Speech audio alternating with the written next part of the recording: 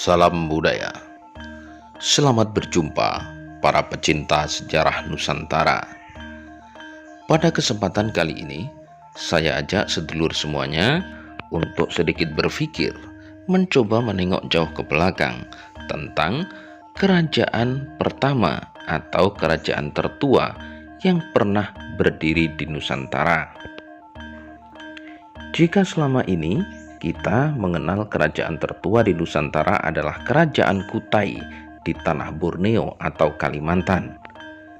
Akan tetapi, belakangan kemudian muncul teori baru bahwa kerajaan tertua di Nusantara bukanlah Kerajaan Kutai.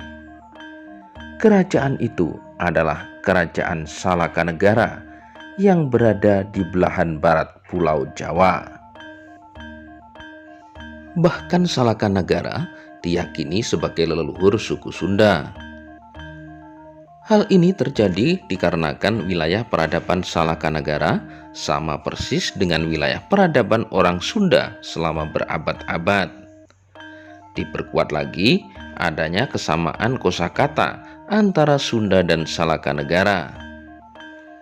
Namun demikian, perdebatan di kalangan para pemerhati sejarah mengenai adanya kerajaan Salakanegara sebagai kerajaan tertua di Nusantara sampai dengan saat ini masih saja terjadi.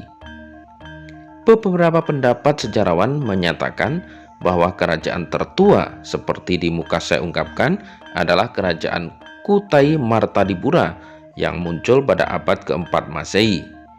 Kerajaan Salakanegara eksis sejak abad ke-2 Masehi, sehingga oleh karenanya bisa dikatakan jelas lebih tua dibandingkan dengan kerajaan Kutai Martadipura di Kalimantan Timur. Namun demikian, bukti fisik mengenai adanya kerajaan Salakanegara ini sangatlah minim, jika tidak bisa dikatakan tidak ada. Pendapat mengenai keberadaan kerajaan Salakanegara didasarkan pada catatan perjalanan dari Cina, di mana kerajaan Salakanegara telah menjalin kerjasama perdagangan dengan dinasti Han hingga pada abad ke-3 Masehi. Utusan dikirim ke dinasti Han. Selain itu, sejarah adanya kerajaan Salakanegara didasarkan pada naskah Wangsakerta. Namun naskah Wangsakerta sendiri hingga kini masih menjadi persoalan mengenai keabsahan isinya. Sebenarnya, mengenai perdebatan kerajaan pertama di Nusantara bukan hanya melibatkan kerajaan Salakanegara dan Kutai, tapi juga kerajaan Kandis yang ada di Riau, yang juga diperkirakan berdiri pada abad ke-1 Masehi. Kembali pada kisah kerajaan Salakanegara. Kerajaan ini diperkirakan berdiri pada abad ke-1 di kota Salakanegara atau negeri Perak, yang mana diperkirakan tepatnya pada tahun 52 Saka. Penguasa pertama atau raja pertama di kerajaan Salakanegara dikenal sebagai Akitirem. Lokasinya berada di kawasan Teluk Lada, Pandeglang, Banten. Dalam bahasa Sunda, Pandeglang merupakan singkatan dari pandai dan gelang atau pembuat gelang. Sangat dekat dengan kata Salaka atau perak yang menjadi asal-usul nama kerajaan Salakanegara. Sementara itu, Akitirem mempunyai seorang putri yang bernama Dewi Pohaci Larasati. Dewi Pohaci Larasati inilah yang kemudian diperistri oleh Dewa Warman. Dewa Warman adalah seorang duta dari Pallava atau Indo-Patria. Perkawinan Dewa Warman dengan putri dari Akitirem ini membuat semua pengikut dan pasukan Dewa Warman menikah dengan wanita setempat dan tak ingin kembali ke kampung halamannya. Pada saat Akitirem meninggal dunia, Dewa Warman menerima tongkat kekuasaan.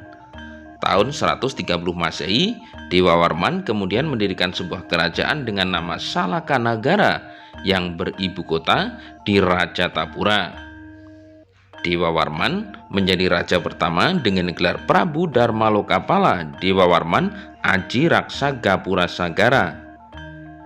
Beberapa kerajaan kecil di sekitarnya menjadi daerah kekuasaannya, antara lain Kerajaan Agninusa atau Negeri Api yang berada di Pulau Krakatau. Yang dimaksud kerajaan kecil pada masa itu adalah wilayah-wilayah yang sudah mempunyai pemimpin atau semacam ketua lingkungan. Rajatapura adalah ibu kota Salakanagara yang hingga tahun 362 menjadi pusat pemerintahan raja-raja Dewawarman, mulai dari Dewawarman I sampai dengan Dewawarman VIII. Salakanagara sendiri berdiri hanya selama 232 tahun, tepatnya dari tahun 130 Masehi hingga tahun 362 Masehi. Raja Dewawarman I hanya berkuasa selama 38 tahun dan digantikan anaknya yang menjadi Raja Dewawarman II dengan gelar Prabu Digwijaya Kasa Dewawarman Putra. Prabu Dharmawirya tercatat sebagai Raja Dewawarman ke-8 atau Raja Salakanagara terakhir hingga tahun 363. Karena sejak saat itu Salakanagara telah menjadi kerajaan yang berada di bawah kekuasaan Tarumanegara yang didirikan pada tahun 358 Masehi oleh Maharshi yang berasal dari Chalankayana, India, bernama Jayasinghawarman.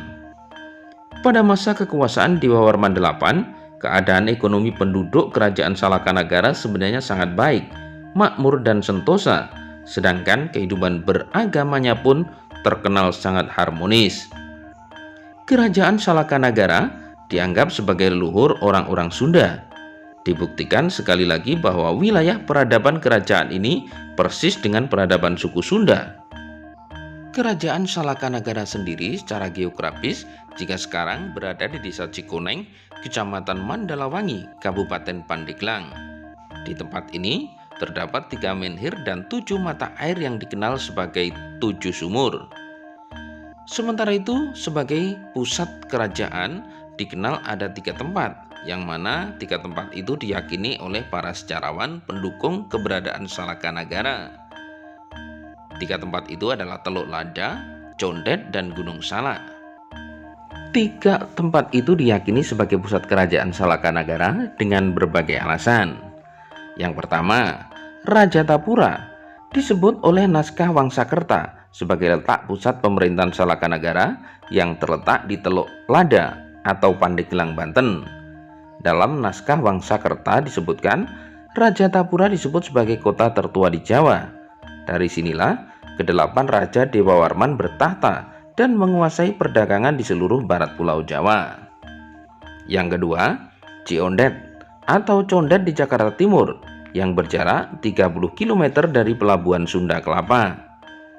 Daerah ini memiliki sungai mengalir yang bernama Sungai Tiram.